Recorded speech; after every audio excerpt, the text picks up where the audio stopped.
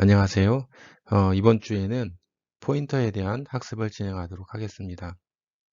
지난주에 2주에 걸쳐서 저희들이 이제 배열에 대해서 학습을 했는데, 배열의 어떤 필요성에 대해서 알아보았었고요. 일반적인 자료용 중에 변수들 같은 경우에는 박스 하나의 자료만 들어갔지만, 일단 효율성을 위해서 배열이라는 어떤 자료용을 만들었고요. 그 배열을 통해서 좀 더 효율적으로 어떤 자료를 선언하고 정의를 할 수 있게 되었습니다. 그리고 해당되는 배열을 선언하는 방법, 그리고 초기화하는 방법에 대해서 학습을 진행을 했고, 그리고 일반적인 그 자료용과 다르게 배열은 인덱스라는 개념이 있습니다. 그래서 해당되는 배열의 이름, 그리고 배열이 첫 번째 주소부터 n번째 주소까지 a-1에 해당되는 주소가 부여가 된다. 그래서 첫 번째 주소는 인덱스 0이고, 그리고 마지막 주소는 해당된 자료의 크기에 n-1에 해당되는 인덱스를 갖습니다. 그리고 배열을 사용해서 어떤 반복적인 구조를 가지면 반복문을 통해서 해당된 배열을 빨리 선언도 할 수 있고, 그리고 초기화도 가능하고요. 그리고 연산할 때도 되게 효율적으로 어떤 일들을 처리할 수 있게 되었습니다. 그리고 1차원 배열 그리고 다차원 배열에 대해서 우리가 또 학습을 진행했습니다. 그래서 1차원 배열, 다차원은 n차원, 2차원, 3차원에 해당되는 거죠. 그래서 해당되는 이런 배열들을 통해서 우리가 또 정렬 알고리즘, 탐색 알고리즘에 대해서 간단히 우리가 살펴봤는데, 정렬과 탐색에 대한 부분들이 의외로 해당되는 시스템의 어떤 그 속도를 많이 좌우를 합니다. 그래서 이러한 탐색이나 정렬에 관련된 알고리즘들은 원래 객체 자료구조론이나 이런 객체를 다루는 학문이 따로 있는데, 그런 학문들을 여러분들이 관심 있으면 추가적으로 더 학습을 진행하면 좋을 것 같습니다. 그래서 이번 시간에는 포인터에 대해서 학습을 진행하도록 하겠습니다.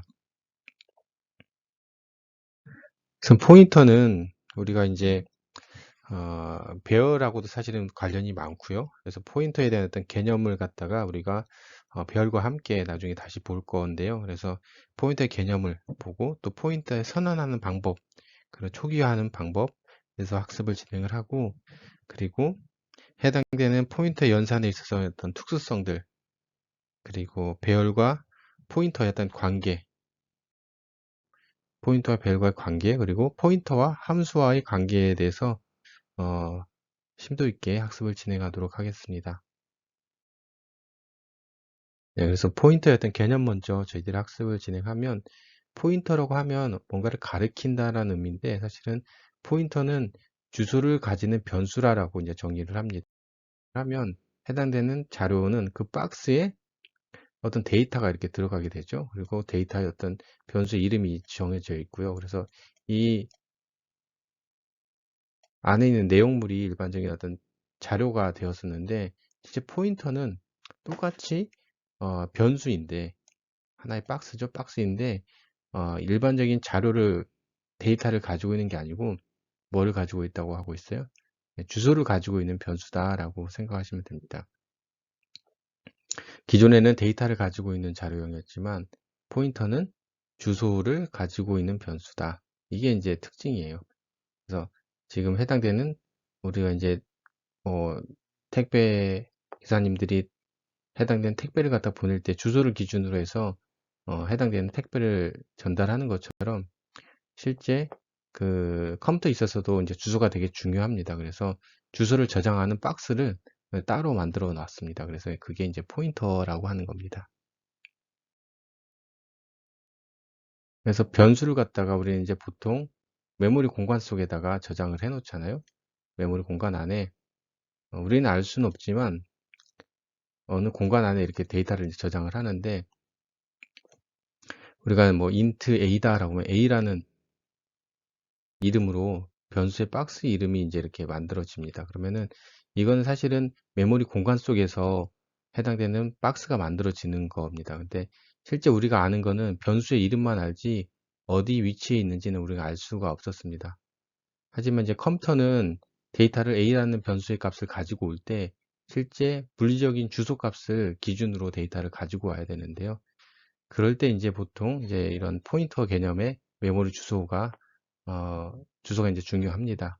그래서 변수는 이제 메모리에 저장이 된다라는 거 우리가 이제 그 전에 학습을 진행을 했죠. 그래서 변수가 이제 메모리 공간에 저장을 할 때 변수의 이름으로 우리가 이제 선언을 하고 정의를 하면 데이터가 이제 들어가는데, 실제 컴퓨터나 CPU가 메모리상에서 가지고 올 때 주소를 기준으로 이제 가지고 온다. 우리는 이름으로 가지고 오지만 컴퓨터는 해당되는 특정한 주소를 기준으로 여기를 이제 접근을 한다는 이야기를 하려고 지금 하고 있습니다. 그래서 메모리는 바이트 단위로 이제 액세스를 하는데, 하나의 박스가 이제 바이트 단위인 거죠. 한 바이트 한 바이트. 1바이트는 7비트에 해당되는 값이죠. 8비트 값. 각각의 이제 8비트 값들이 한 바이트 단위로 이제 블록을 나누고 있는데, 이 각 블록에 특정한 주소가 있다라는 겁니다. 그래서 그 특정한 주소를 갖다가 접근을 해서 컴퓨터가 데이터를 갖다 이동을 하거나 전달을 하게 되는데, 일반적으로 이제 컴퓨터나 이제 메모리에 있어서 어떤 주소는 그 이렇게 지금 제 예를 들어서 표현한 거지만 바이트 단위의 0번째, 1, 2, 3, 4 이런 형태로 주소가 이제 바이트 단위로 주소가 이렇게 매겨져 있습니다.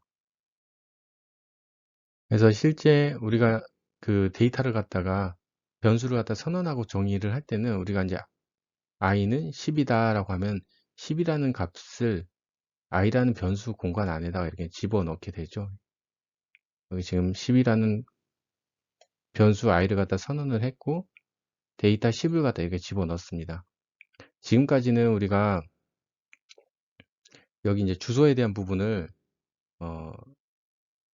언급을 전혀 하지 않았었습니다. 하지만 포인터에서는 이제 이런 주소를 이제 언급해야 되는 이유가 있습니다. 우리가 이제 접근할 때는 사실은 이 i라는 변수를 선언하고 데이터 값만 이렇게 선언을 해서 정의만 해주면 됐었는데, 실제 이제 그 포인터나 배열 같은 경우에는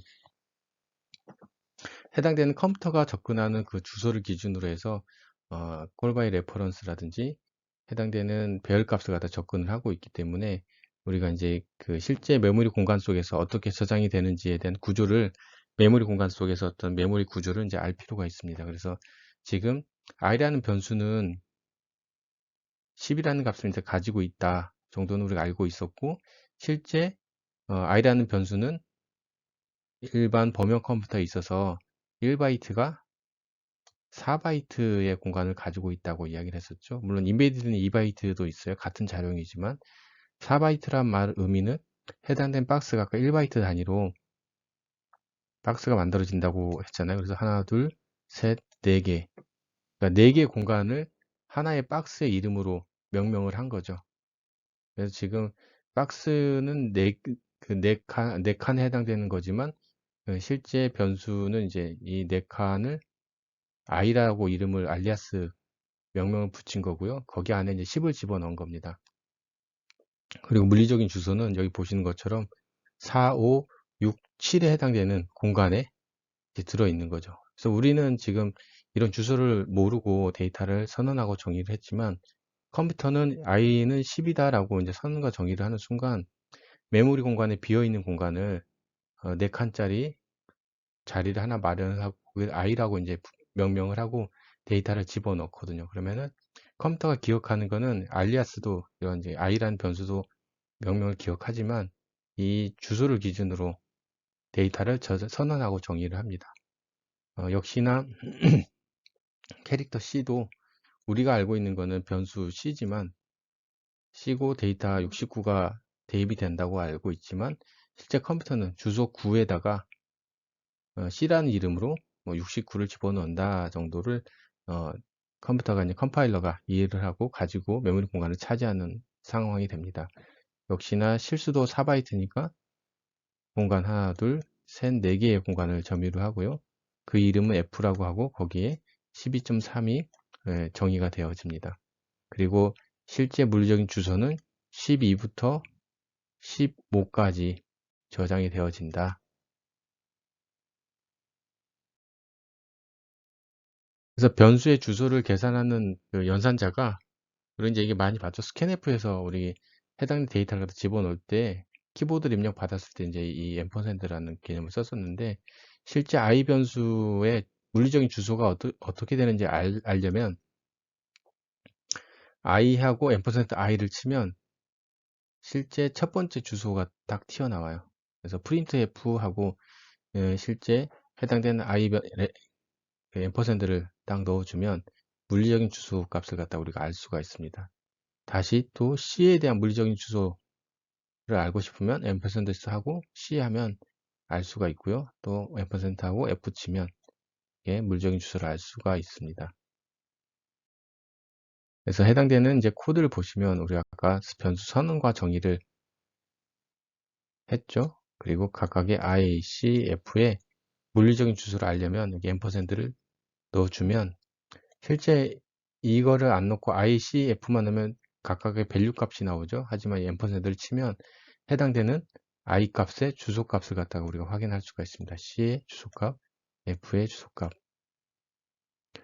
좀 전에 볼 수 없었던 이런 알 수 없는 숫자들이 이렇게 나오죠. 실제 컴퓨터에 있는 메모리 공간 속에 물리적인 주소 값들이 이 공간 안에 i라는 변수의 이름으로 데이터가 10이 저장되어 있다는 것을 우리가 알 수가 있습니다. 네, 포인터의 선언의 방법에 대해서 이제 학습을 할 건데요. 변수의 주소를 가지는 그 변수다. 말이 좀 어렵긴 하지만 우리가 이제 다시 한번 이제 자령에 대해서 생각을 해보면 우리가 자령을 하나 만들 때 실제 만든다라고 우리가 이야기를 했습니다. 그래서 박스를 만들 때 메모리 공사의 박스를 만드는 거는 자료를 선언한다라고 이야기를 했고 자료에다가 값을 넣을 때는 정의를 한다고 이야기를 했습니다. 근데 박스에다가 우리가 어떤 실제 데이터 값을 집어 넣었었는데 얘가 이제 일반적인 자료형이라고 하면 포인터 변수는 실제 박스를 만드는 것까지 이제 같은 의미, 이제 변수란 의미는 같은데 일반적인 데이터를 집어넣는 게 아니고 반드시 해당되는 주소, 어드레스만 들어갈 수 있는 박스가 포인터 변수라고 생각하시면 됩니다. 그래서 해당되는 포인터 변수를 갖다가 선언하는 방법은 일반 변수의 자료형을 앞에 써주는 거랑 똑같고 변수의 명을 썼던 것처럼 이렇게 포인터 변수도 변수의 명, 박스의 이름을 써주는 건 이제 같습니다. 하지만 다른 거는 여기 변수명 앞에다가 이렇게 별표 모양을 갖다가 표시해 주는 게 이제 조금 다릅니다. 그래서 얘는 이제 포인터 변수다라는 걸 표시하기 위해서 앞에 이렇게 별표 모양을 해당된 변수명 앞에다가 이제 써줍니다. 그리고 이 포인터는 사실 여기 주소를 갖다가 집어넣는다고 했었잖아요. 실제 하드웨어의 주소, 실제 물리적인 메모리의 주소는 절대적인 어떤 주소이기 때문에 어떤 자료형을 가지고 있지는 않습니다. 하지만 여기 이제 자료형을 표시해서 이제 표현을 하고 있는데 뭐 int라든지 char라든지 float이라든지 실제 데이터의 유형을 갖다가 우리가 이야기를 하고 있는데 실제 포인터에는 주소에는 자료의 형태가 없습니다. 무조건 다 실제 뭐 해당되는 숫자 형태 16진수 코드나 바이너리 코드를 갖다 16진수로 표현한 것 뿐이지만 자료는 하나지만 이렇게 자료형이 있는 것처럼 이제 표현을 해주거든요. 그 이유는 사실은 실제 포인터가 가리키는 대상의 자료를 갖다가 확실하게 어떤 표현하기 위해서 어떤 프로그래머가 실수를 갖다 예방하기 위해서 만들어 놓는다고 생각하시면 됩니다. 그래서 실제로는 그거와 상관없이 뭐 차라든지 뭐 실수라든지 뭐 플롯이라든지 실제 타입이 상관없이 써도 상관없지만 일단 프로그램의 실수를 사용자가 하여튼 프로그램을 할 때 해당되는 데이터가 이제 실수일 수도 있고 정수일 수도 있고 뭐 캐릭터일 수도 있으니까 연산을 할 때 실수를 하지 않기 위해서 타입을 같은 형태로 이제 만들어서 포인터를 씁니다. 그리고 뭐 절대 주소를 이제 사용한다라고 이야기를 했는데 뭐 인베디드 시스템 같은 경우에는 아두이노를 예를 들었지만 저는 이제 주로 이제 픽이라든지 뭐 코텍스라든지 이런 걸 사용을 할 때 해당되는 특정 그 메모리 주소가 곧 해당되는 페라페럴 포트일 경우가 많습니다. 그래서 해당되는 포트를 실제 메모리 공간 속에서 이제 뭔가를 제어한다라는 개념보다는 해당된 포트 레지스터를 갖다가 정의를 함으로 인해서 사용하고 정의를 함으로 인해서 해당된 포트의 1과 0의 상태를 갖다 바로 발현을 할 수가 있습니다. 그래서 뭐 윈도우에서는 그 실제 하드웨어적인 어떤 그런 부분이 없기 때문에 안 되지만 인베드 시스템에서는 이제 절대 주소를 사용해서 해당되는 페러페럴 포트 자체를 갖다 직접 제어를 할 수가 있다.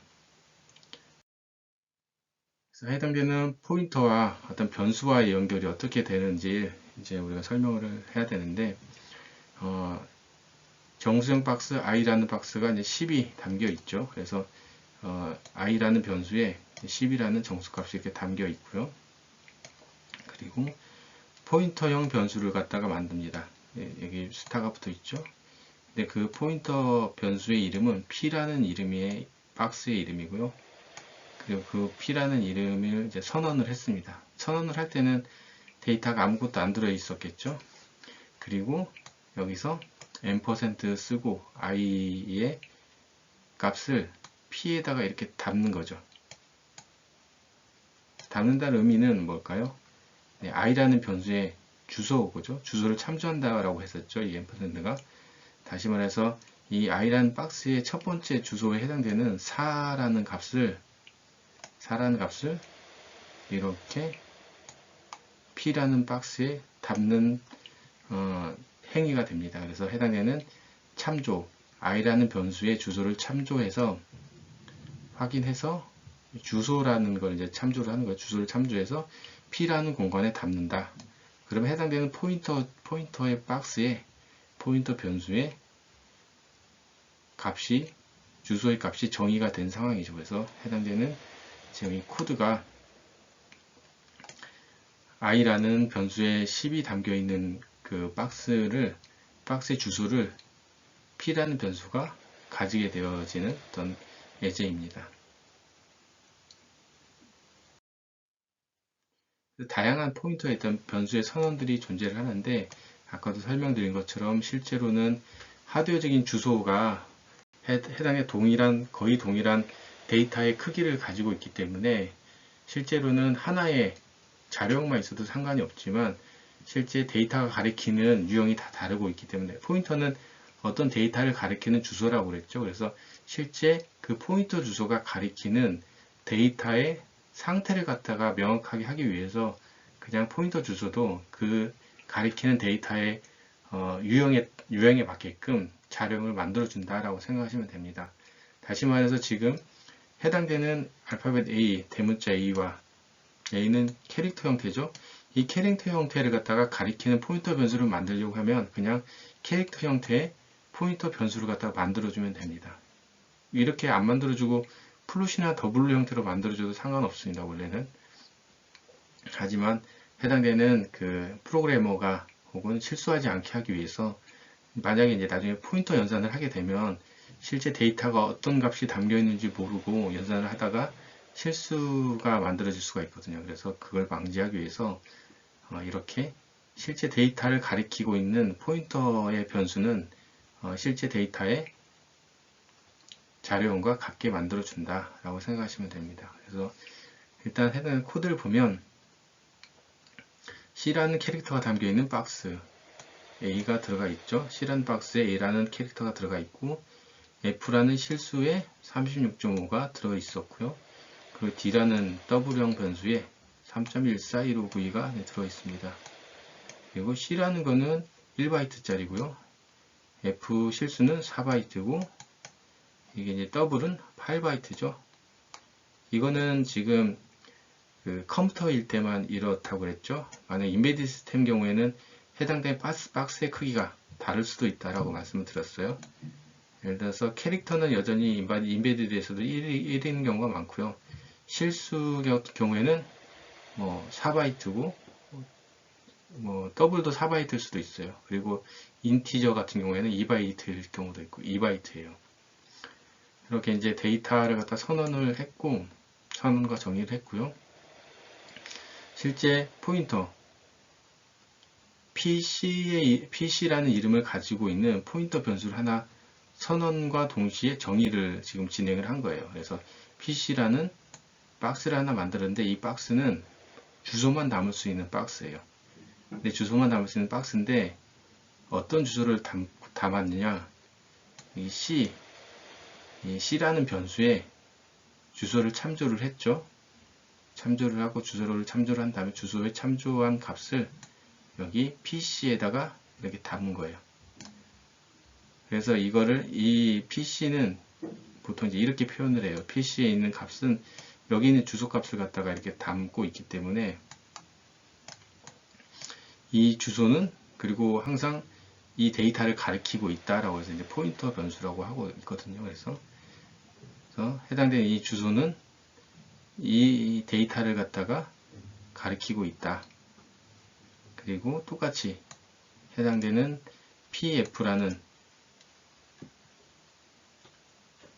PF인데 지금 여기 PC라고 써놨나요? 네. PF라는 포인터형 변수를 만들었고 그 박스에 F에 실제 F에 주소 있죠?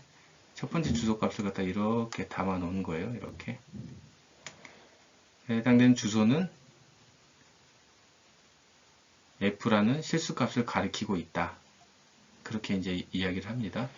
그리고 %d 실수의 주소 여기 주소를 갖다 가지고 참조를 했고요.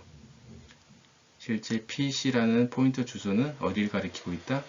네, 실제 D라는 변수에 3.141591을 가리키고 있다 라고 이야기를 합니다. 그래서 다양한 포인터의 선언의 방법에 대해서 우리가 확인을 해봤고요. 해당된 예제를 통해서 저희들이 한번 다시 포인터에 대해서 개념을 한번 다시금 잡아보도록 하겠습니다. 일단 일반적인 자료형, 정수형, 실수형 각각의 박스를 선언하고 i라는 변수에 10을 넣고 f라는 변수에 12.3이라는 값을 집어넣습니다. 그리고 정수형 타입의 파이라는 박스를 만들었는데 이 파이라는 박스는 포인터를 담는 박스죠. 주소를 담는 박스예요. 근데 거기에 널이라고 했어요. 일단 초기화를 한 거예요. 비워놓은 거죠. 그래서 해당되는 그 포인터 변수에 값에 아무것도 없이 비워놓은 거죠. 네, 그리고 PF라는 포인터 변수를 갖다가 또 하나 만들고요. 그것 또한 역시 널로 비워뒀습니다. 그래서 i라는 변수의 박스에 주소를 참조를 해서 PI에다가 주소를 집어넣고요. F라는 변수, F라는 12.3이 들어있는 박스에 주소 값을 갖다가 PF라는 포인터 변수에다가 집어넣습니다. 그래서 PI와 PI에는 그 I 변수에 주소가 들어있을 거고요. PF라는 박스에는 지금 실수형 변수 12.3이 들어있는 박스에 주소 값이 들어있습니다. 그래서 이 포인터 변수는 아까도 말씀드린 것처럼 실제 값이 들어있는 게 아니고 주소가 들어있다라고 말씀을 드렸죠. 근데 어떤 주소가 들어있냐가 되게 중요해요. 그래서 해당된 주소가 잘 들어있는지를 이제 printf를 통해서 출력을 해보고 있습니다. 그래서 PI라는 변수, PF라는 변수, 그리고 참조했던 그 주소 값들을 갖다가 한번 찍어 봤더니 이런 결과가 나오더라. 당연한 결과긴 하죠. 그래서 실제 i라는 변수를 참조를 한 거죠. 얘는 이 i라는 변수에 값이 박스가 이렇게 있는데 박스에 들어있는 값은 10이 들어있고요. 메모리 공간 속에서 우리가 알고 있는 알리아스, 우리가 부르는 이름은 얘는 개똥이에요. 근데 실제 주민등록상으로는 뭐 78091호다. 뭐 이렇게 그런 번호가 붙어 있죠. 우리에게도. 그러면 컴퓨터 우리가 부를 때는 저 변수 i라고 이제 처음에 불렀지만 실제 물리적인 주소는 이거 지금 얘죠. 1768-8820 이런 주소가 여기 매겨져 있다라는 거예요. 그래서 해당된 주소를 참조를 할 때 앰퍼센드 붙이고 i를 붙이면 이 i라는 변수에 주소 값을 갖다 불러드릴 수 있다고 그랬어요. 그래서 지금 이제 이렇게 나온 거고요. 이 값을 갖다가 아까 여기서 대입 변수를 통해서 집어넣었죠. 그렇기 때문에 지금 여기서 부르는 값은 실제 i 변수에서 참조를 해서 가지고 온 거고요. 그리고 여기 뒤에 있는 PI는 PI라는 박스가 있는 거죠. 아까 박스 만들었죠. 여기 PI라는 박스를 만들었어요. 정수형 박스인데 이 박스 이름은 이제 PI예요. PI인데 PI라는 그 포인터 변수도 물리적인 주소는 따로 있을 거예요. 이제 참조를 해보면 아는 거고, 근데 여기 있는 값을 갖다가 불러왔어요. 불렀는데 여기 참조를 아까 했었죠. 그래서 여기 주소값이 여기 이제 이렇게 들어가 있는 거죠. 이거를 해봤더니 주소값이 튀어나왔어요. 결국에 이제 같은 주소가 이렇게 튀어나오는 거죠. 그래서 해당되는 포인터 주소를 참조를 해서 포인터 값을 갖다가 그 i라는 주소 값을 참조를 해서 포인터 박스에다가 주소 값이 잘 복사가 됐구나, 대입이 됐구나 라는 것을 우리가 예제를 통해서 확인을 했습니다. 그리고 이제 간접 참조 연산자라는 게 있습니다. 그래서 포인터가 가리키는 값을 가져오는 이제 연산자인데,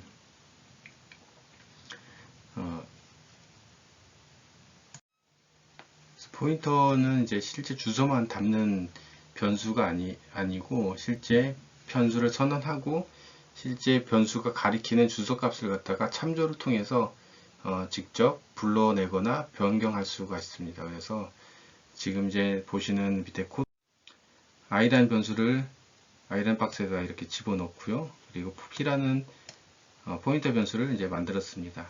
그리고 i의 주소 값을 p에다가 집어넣고요. 그러면은 해당되는 주소 변지 4번을 갖다가 집어넣었겠죠.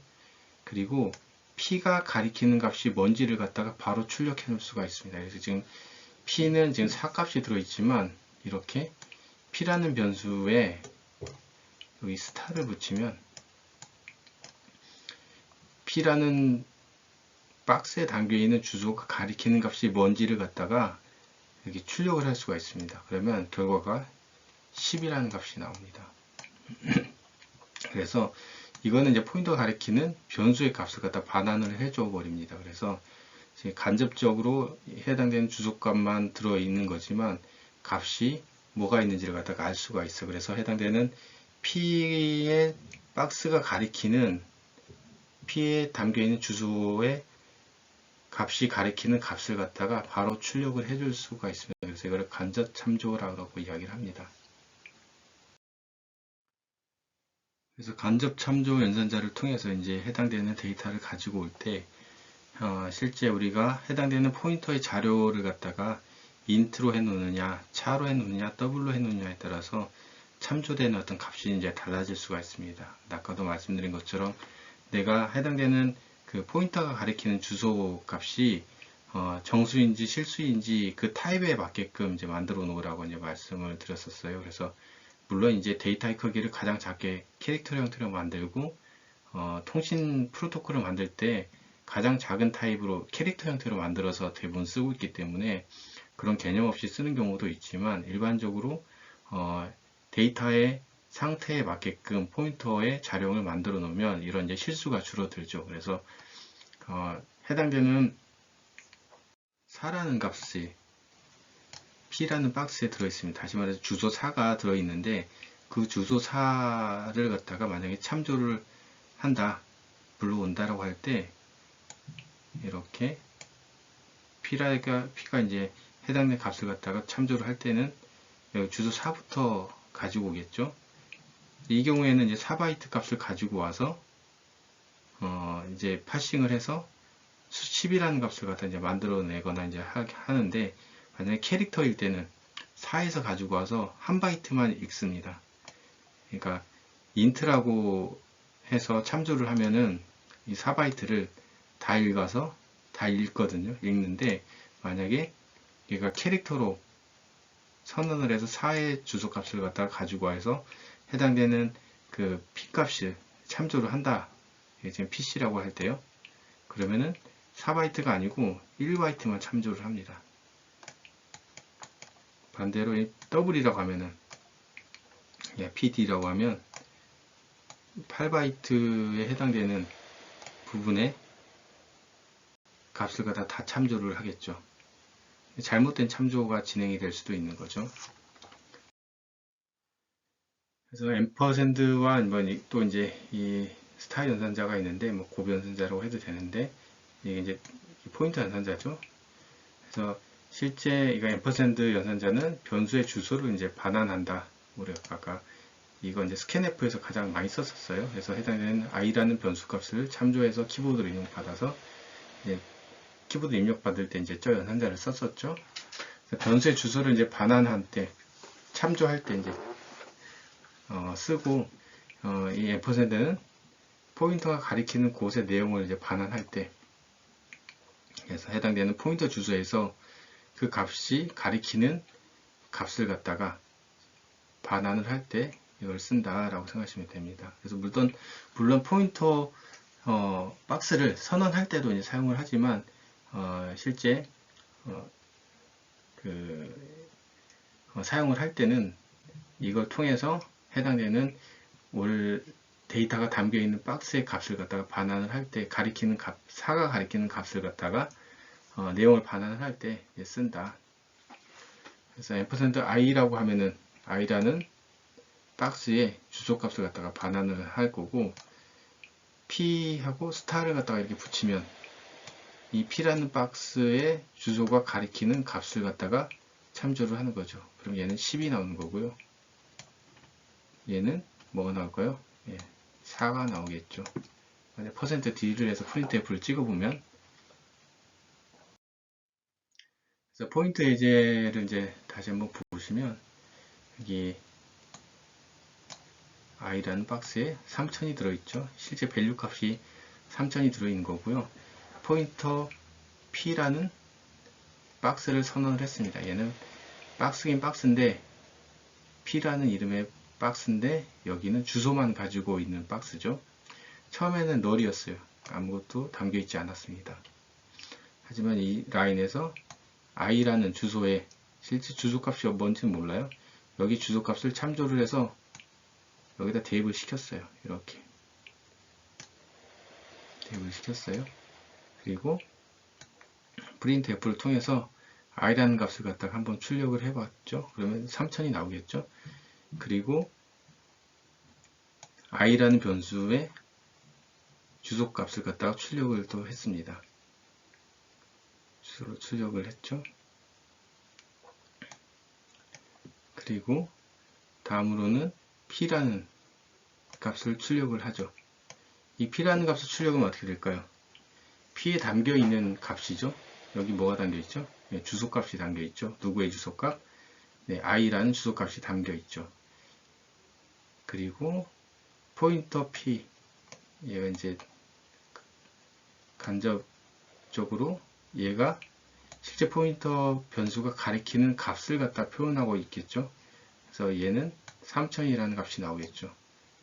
나머지 여기 얘랑 p를 갖다 그냥 출력할 때랑 %i를 출력할 때는 같은 값이 나올 거예요. 이 두 개는 같은 값이 나오고 주소 값이 나오는 거고요. 이 두 가지는 실제 3000이라는 값이 나오겠죠. 밸류 값이.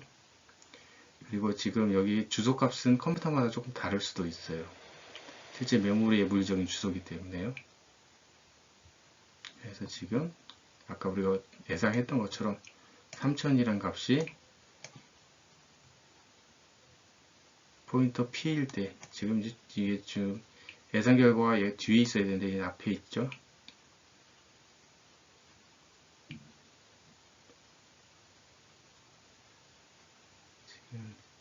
그리고 지금 이렇게 두 개는 주소가 나왔습니다. 이게 지금 이 출력 결과가 보시면 포센트 P죠. 네, 지금 얘랑 이 라인이랑 이 라인이 바뀌어서 지금 출력이 되고 있는 거예요.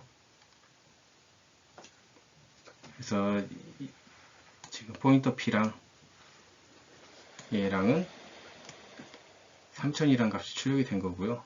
%i 지금 해당된 주소를 참조하는 값이랑 실제 포인터 P의 주소 값은 지금 1245024가 나온 겁니다.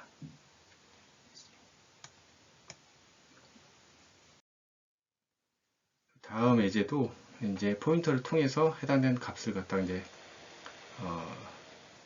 예제로 확인해 보도록 하겠습니다.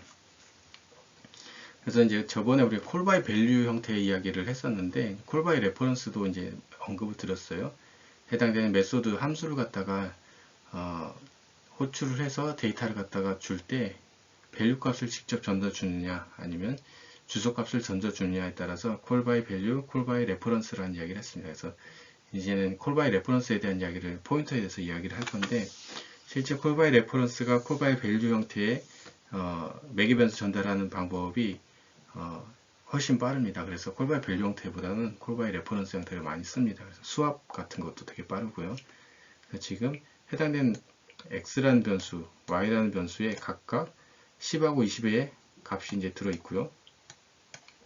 포인터 p라는 박스를 하나 만들었습니다. 그 박스가 이제 포인터 변수죠. 여기 주소만 담겨 있는 거예요. 그리고 p라는 박스에 포인터 p라는 박스에 x의 주소를 집어넣습니다. 그러면은 처음에는 x의 주소가 이렇게 들어있겠죠. 그러면은 여기서 이제 프린트 p를 찍으면 누구의 주소가 튀어나올까요? x의 주소가 튀어나올 거예요. 그리고 포인터 p가 가리키는 값은 10이 나오겠죠. 10이라는 결과가 나올 거고, 여기는 p의 주소가 나올 거예요. 그리고 다음으로는 y 값의 주소를 여기다가 대입을 했죠. 그러면 y 값의 주소가 이제 p에 이제 나올 거고, 이거 역시 p가 가리키는 값은 20이 나오겠죠. 그래서 이렇게 주소는 차이가 있죠. 연속으로 이렇게 일반적으로 선언하고 정의를 할 때는 이렇게 지금 몇 바이트 차이 나죠? 4바이트 차이 나죠, 지금. 그래서 x라는 변수와 y라는 변수가 4바이트씩 차이 나오고, 이렇게 같은 주소 자료 범위 안에 있다라는 거예요. 그래서 여기 1, 2, 4, 5, 0, 5, 5, 2고 5, 3, 5, 4, 5, 지금 48부터 시작하겠네요. 48, 49, 50, 51, 52가 되겠죠. 여기가 52. 여기는 아까 이제 48이겠고요. 일반적으로 이제 메모리가 그 OS가 해당된 주소를 갖다 지정해 줄 때 연속적인 어떤 메모리 공간 속에서 할당을 하기 때문에 이런 현상이 나옵니다. 그래서 연속적인 어떤 공간 속에 지금 메모리가 선언되고 정의가 된 상황입니다. 4바이트씩 차이가 나죠. 여기서 중요한 거는 이쪽 라인에서 x라는 값을 참조해서 p라는 포인터 박스에다가 주소를 넣고 주소가 출력되고, 그리고 값이 출력되고, 또 y라는 주소가 출력이 되고 y가 가리키는 값이 출력이 되고, 이런 형태가 되더라. 그래서 세 번째 이제 포인터 예제는 여러분들이 헷갈리지 않게 하려고 최대한 늦게 지금 그 예제를 설명드리고 있습니다. 일단 세 번째 예제는 i라는 공간에 10이라는 값이 이렇게 담겨 있고, i라는 이름에 10이라는 값이 담겨 있고, 포인터 p라는 박스를 하나 만듭니다. 이 박스는 주소만 담길 수 있습니다. 그리고 i 값의 주소를 참조를 해서, 실제 우리가 알 수는 없지만 y 값의 주소를 참조를 해서 이렇게 담았습니다. 그럼 p라는 공간에는 처음에는 아무것도 안 들어있었겠지만 쓰레기 값이 들어있어요. 실제로는 널을 해줘야지 초기화 되지만 처음엔 쓰레기 값 들어있다가 지금 i라는 주소 값을 p에 대입을 했죠. 대입을 했어요. 그래서 printf를 찍어보면 i 값이 뭐가 나올까요? i 값은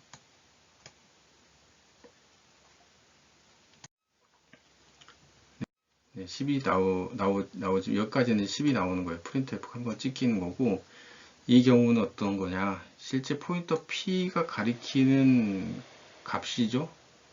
다시 말해서 여기 지금 p가 가리키는 값은 뭐예요? 변수 i죠. 변수 i에 20을 집어넣은 거예요.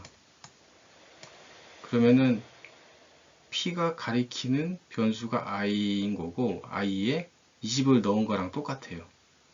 그래서 i 값을 갖다 프린트를 해봤더니 어떻게 나올까요?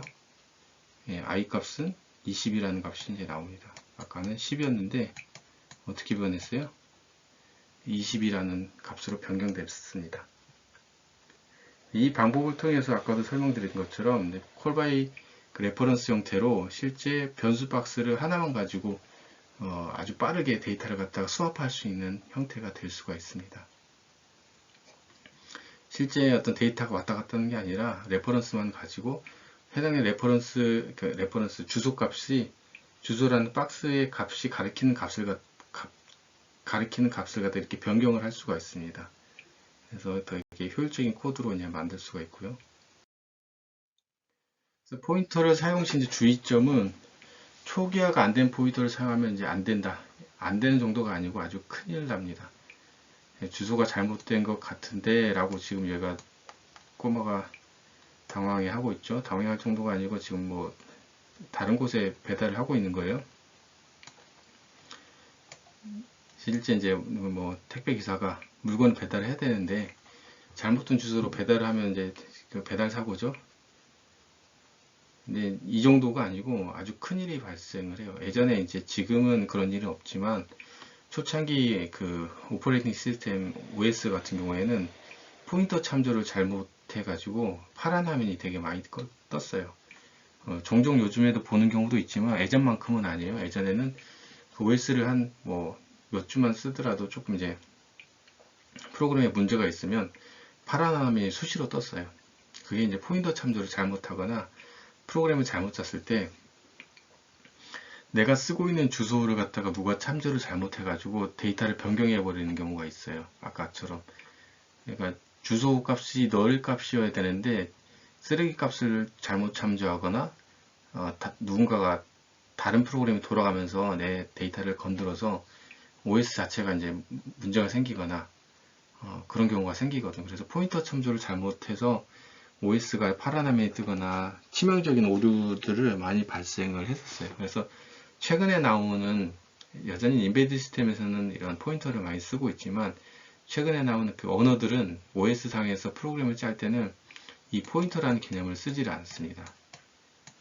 그래서 C샵이라든지 파이썬 같은 경우에는 포인터라는 변수가 없습니다.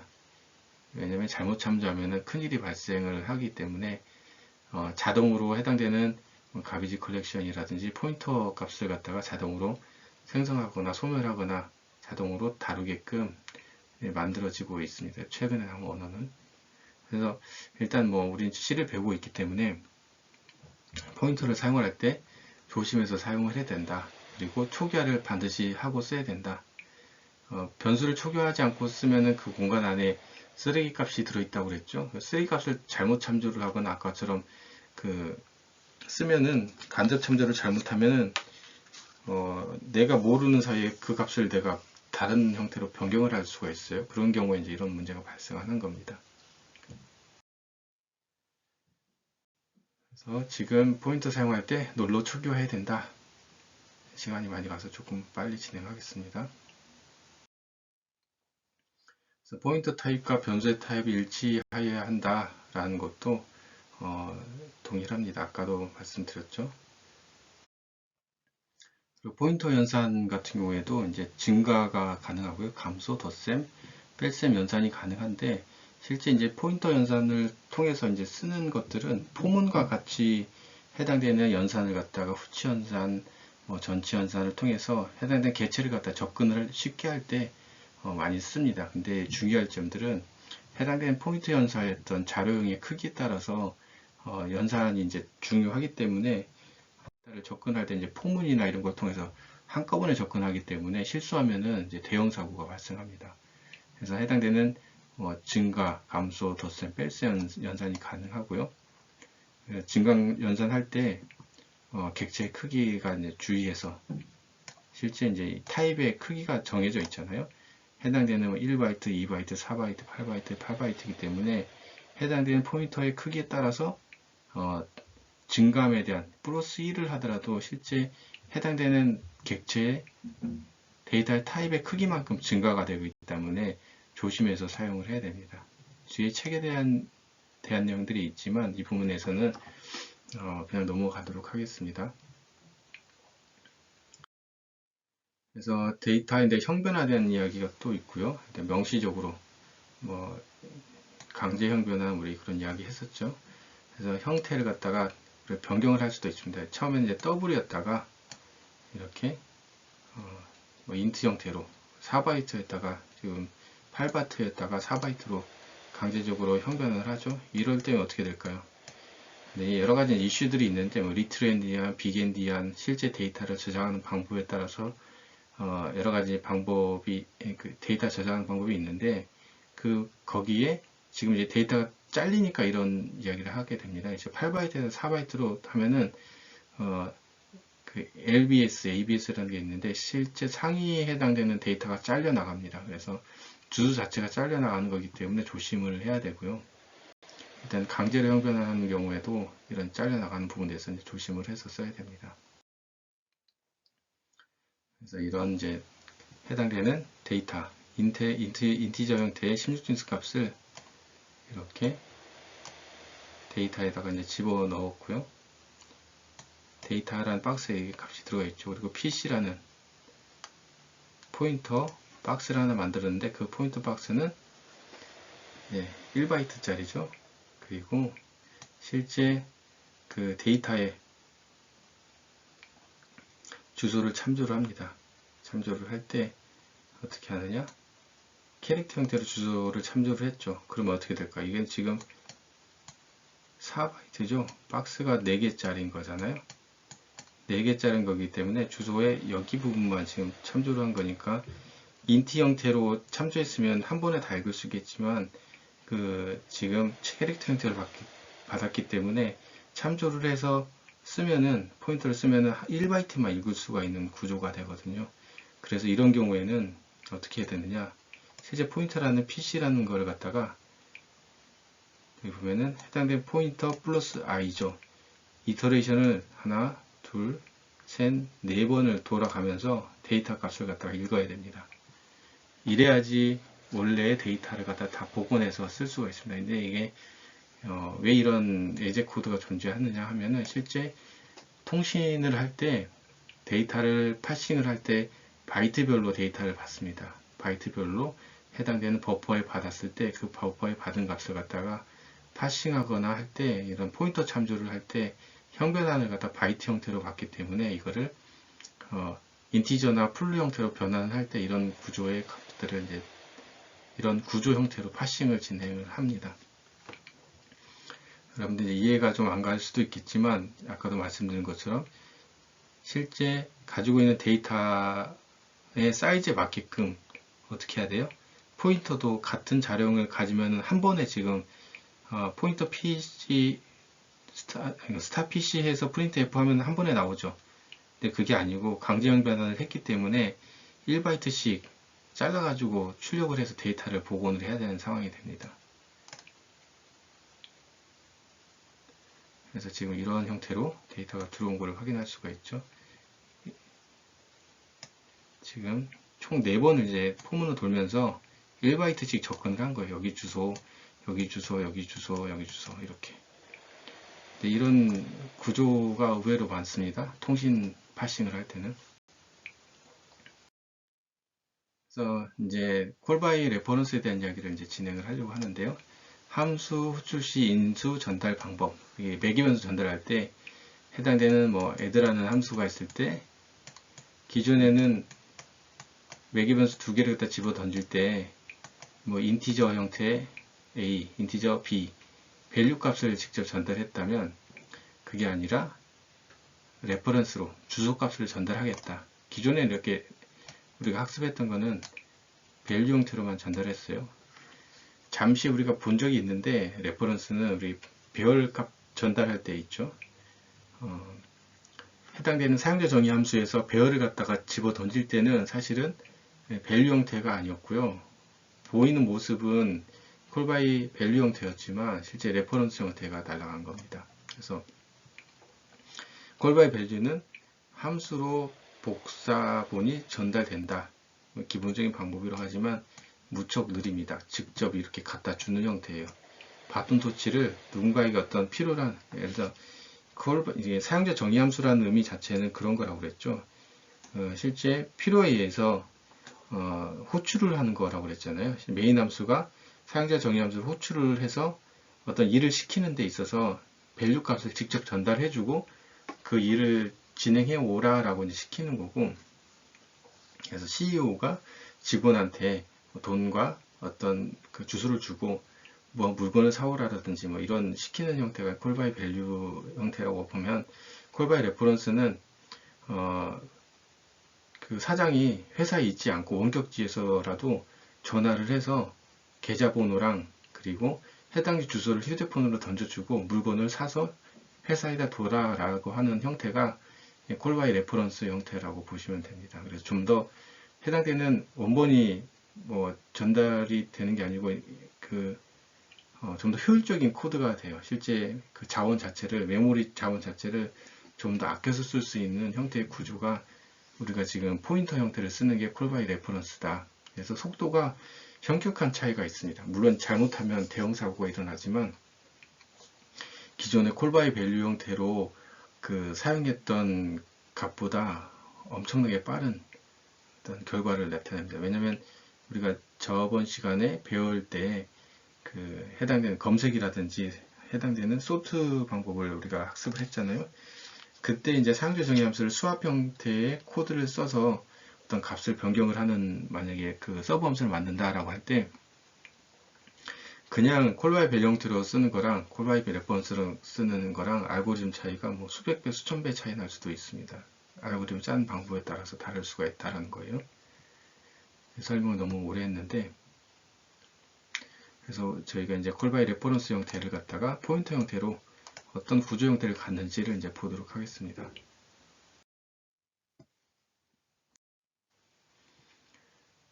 그래서 지금 수합이라는 함수 한 거죠. 그래서 사용자 정의 함수이기 때문에 함수의 원형을 갖다가 메인 함수 전에 이렇게 한번 써줘야 되고요.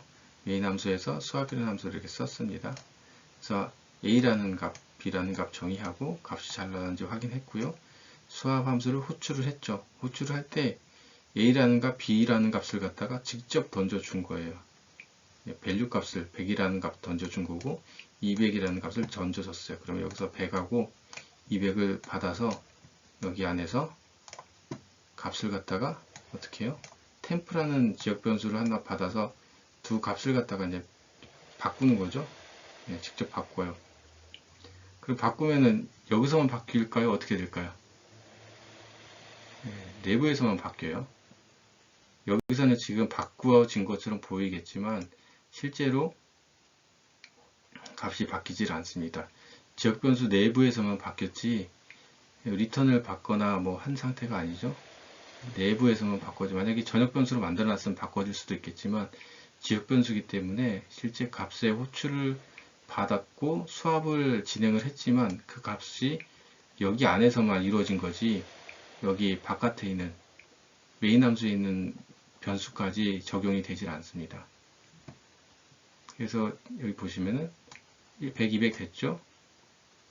x, y도 여기서까지는 100, 200이었죠. 그리고 수합을 여기서 진행을 했어요. 진행을 하고 했더니 수합이 된 것처럼 보였어요. 그랬죠? 여기까지. 그리고 다시 나와서 수합 함수가 끝나고 printf를 다시 찍어봤더니 어떻게 돼요? 원래대로 돌아갔죠. 다시 말해서 지역 변수 내부에 있는 거기 때문에 내부에서만 값이 변환한 상태입니다. 그래서 값을 호출을 직접 이제 호출을 해서 변경을 하려면 조금 더 다른 방법을 써야 됩니다. 그래서 여기 해당되는 인자값을 전달 받아서 그 값을 갖다가 뭐 리턴을 하거나 하는 형태로 이제 바꿔야 되고요. 그래서 콜바이 레퍼런스 형태로 이건 이제 코드를 바꾸면 굳이 리턴도 해주지 않으면서 해당되는 이 A라는 변수와 B라는 변수의 값을 수합을 진행할 수가 있습니다. 그리고 실제 데이터 값이 직접 전달을 해주지 않아도 돼요. 주소값만 전달해주면 돼요.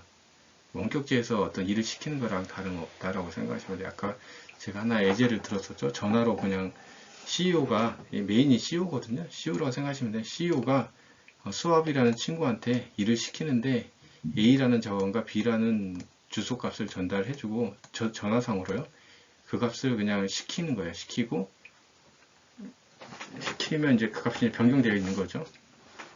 그래서 그렇게 콜바이 밸류 형태보다 레퍼런스 형태가 이제 좀 더 효율적이고 값을 이제 빨리 변화시킬 수 있는데, 일단 해당되는 코드를 한번 보도록 하겠습니다. 그래서 A라는 박스에 100이라는 값이 정의가 되어 있고요. B라는 박스에 200이라는 값이 정의가 되어 있습니다. 그게 이제 출력을 하면 A는 100, B는 100이라는 값이 이제 출력이 될 거고요.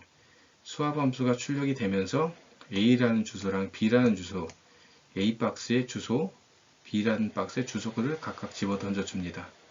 그러면 주소 값이 이 포인터 박스, 여기 선언을 또 했죠. 각각의 박스, 포인터 박스에 A라는 주소, B라는 주소가 전달이 되어진 겁니다. 그럼 전달되어진 주소 값이 어떻게 돼요? 내부에 이제 템프라는 변수를 하나 만들어 주고요. 이렇게 주소값이, 각각의 주소값이 이렇게 들어가 있는 거죠. 그럼 여기 주소값을 어떻게 넣어요? 네, 템프라는 주소에다가 집어넣었겠죠. 이렇게. 네. 그리고 y라는 주소값을, 주소값이 아니죠, 지금.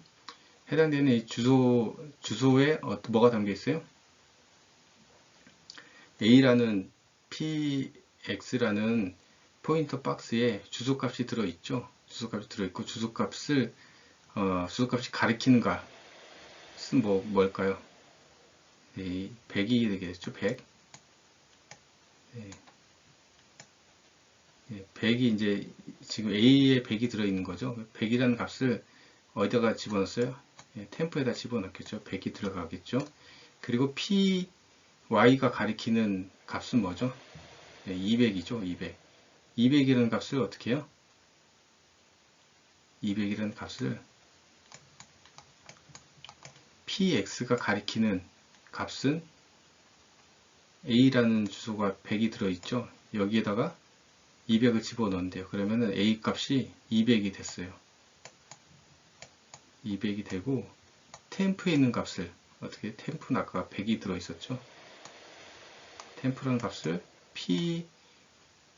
Y가 가리키는, 다시 말해서 이 B라는 주소에다가 100을 집어넣었어요. 그럼 여기는 100이 됐겠죠.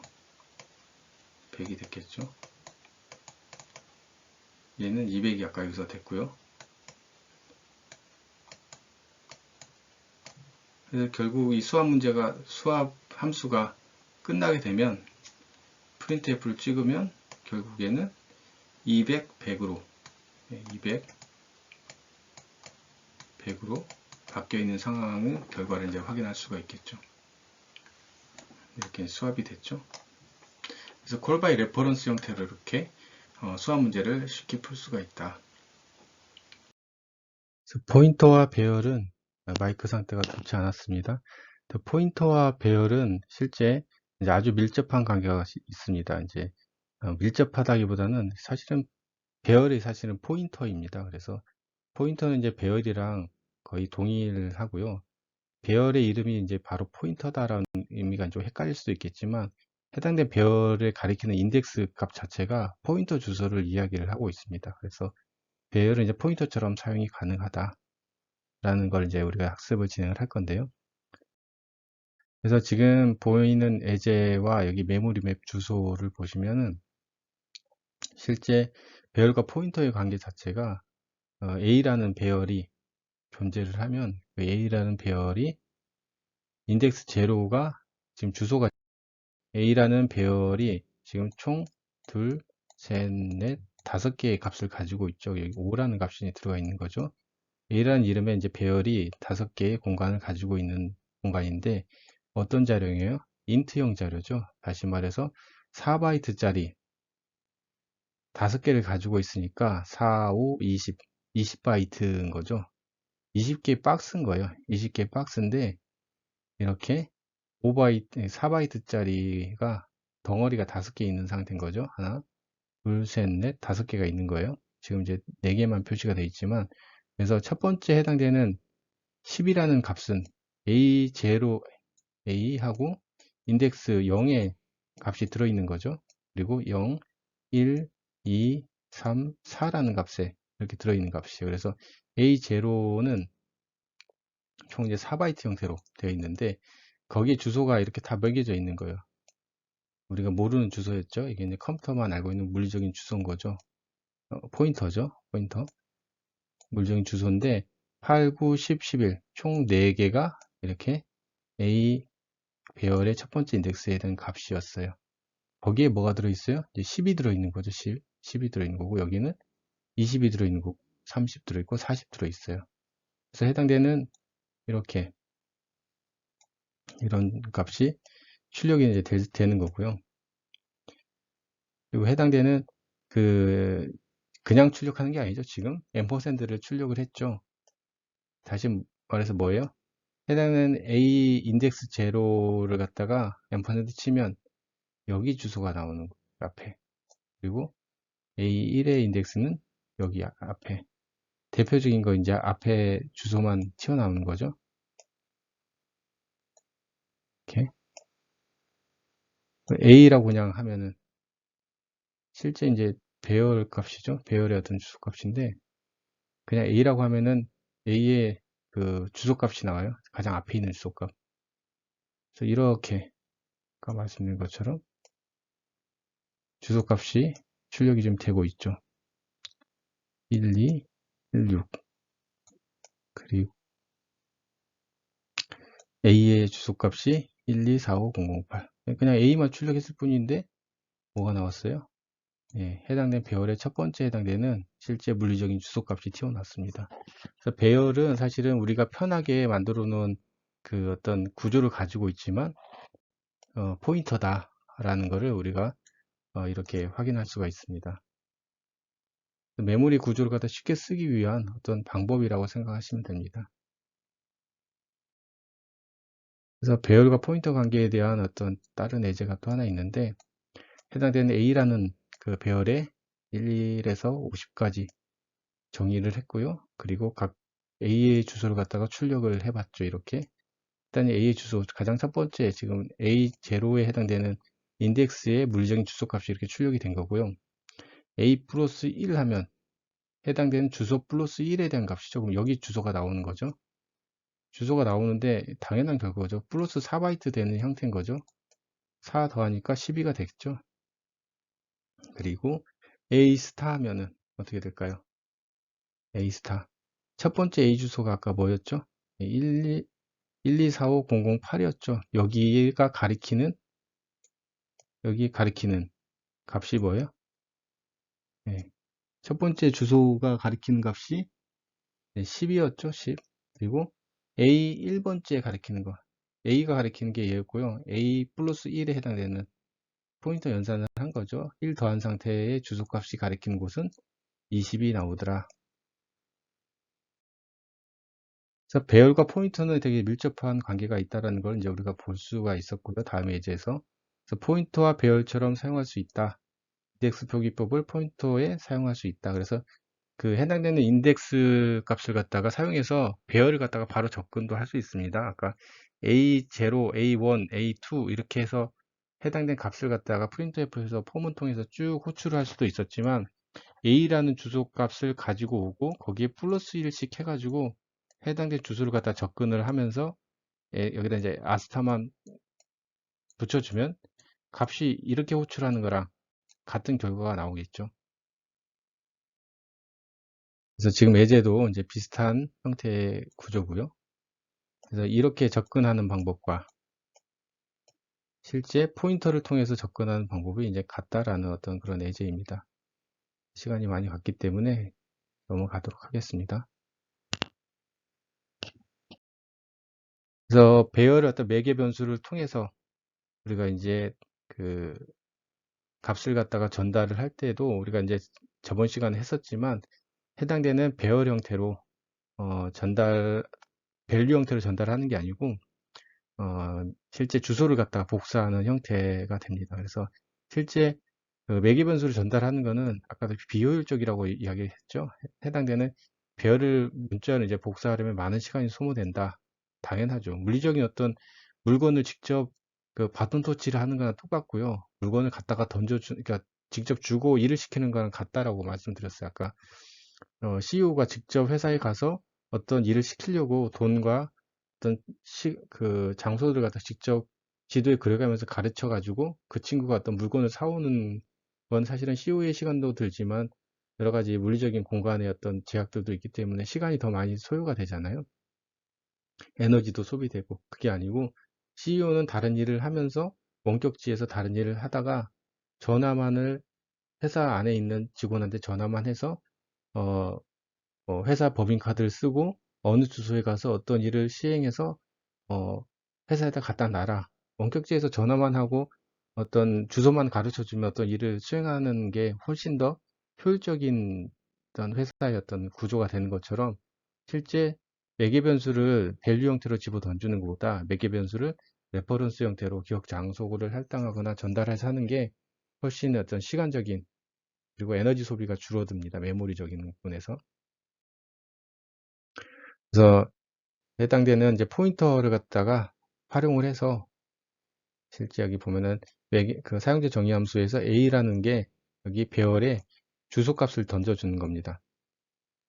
그리고 주소값은 이런 B 배열에 이제 들어가겠죠. 그 값을 갖다가 B4, B1 그러면 각각의 이건 원래 어떻게 접근해야 돼요? 예, B 뭐 0 이렇게 해도 되죠. B1, B2 이렇게 접근해서 이 값을 갖다 집어넣어도 되죠. 그런데 포인터로 접근해서 값을 바꿨죠. 그래서 거기에 대한 이제 예제가 이제 또 이렇게 존재를 하고요. 저희 이제 뒤에서 또 다시 중복된 예제가 있기 때문에 넘어가도록 하겠습니다. 일단 그냥 볼까요? 일단 이제 사용자 정의 함수 서브라는 함수가 있는데 매개 변수가 두 개가 있죠.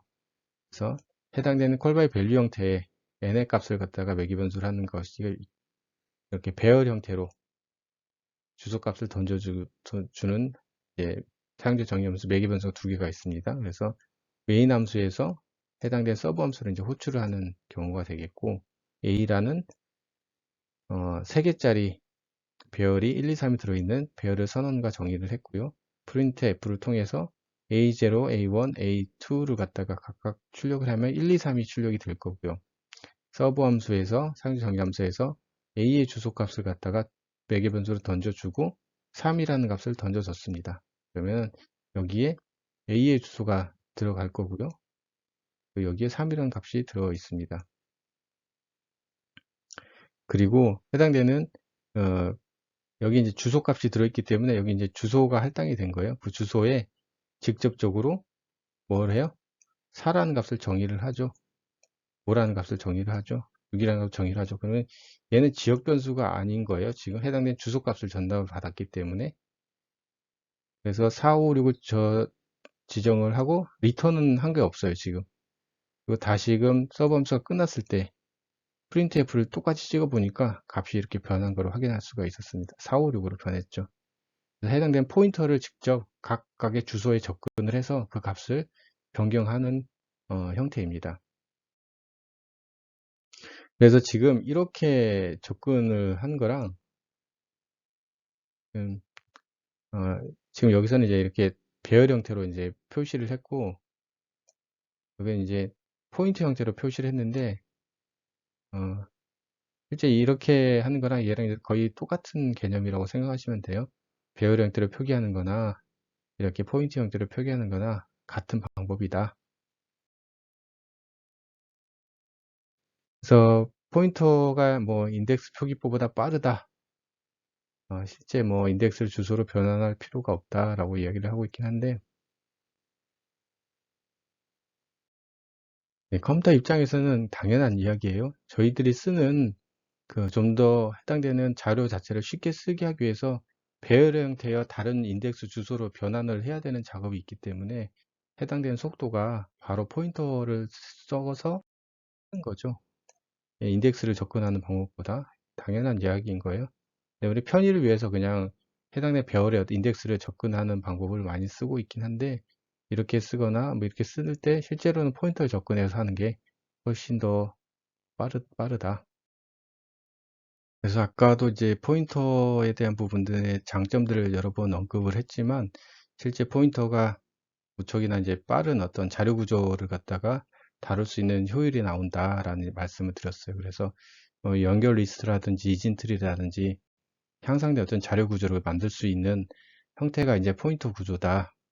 그래서 해당되는 여러 가지 이야기들이 있는데, 이런 부분들은 여러분들이 참조를 해보시면 될 것 같고요. 그리고 실제 여러분들 이제 그 안전공학과에서 쓰는 프로그래밍에서는 실제 나중에 2학기 때 배울 파이썬이 좀 더 효율적이고 활용 면에서는 더 좋기 때문에 나중에 포인터에 대한 개념이 사실은 여러분이 필요가 없을 수도 있습니다. 하지만 혹시나 나중에 인베디드 시스템이나 이런 걸 하는 경우에는 필요가 있기 때문에 좀 참고를 해보시면 좋을 것 같습니다. 뒤에는 이제 자율주행에 대한 어떤 자동차 프로젝트에 대한 개념들이 있는데, 실제 해당되는 인베디드 시스템에 있어서 센서를 갖다가 오케이션하고 거기에 따른 액추레이션을 할 때 뭐 이런 프로젝트가 뭐 필요로 하겠죠. 그래서 각자 여러분들 실습을 하거나 네, 해당된 예제 코드를 보고 이제 해석을 좀 해보시면 될 것 같고요. 오늘 수업은 여기까지 진행하도록 하겠습니다. 그리고 이어서 이제 실습을 진행을 하겠습니다. 혹시 이론 수업만 들으신 분들은 꼭 복습하시고 예제 문제도 꼭 참고를 해서 꼭 이해를 하고 넘어가시면 좋겠습니다. 네, 고생하셨습니다.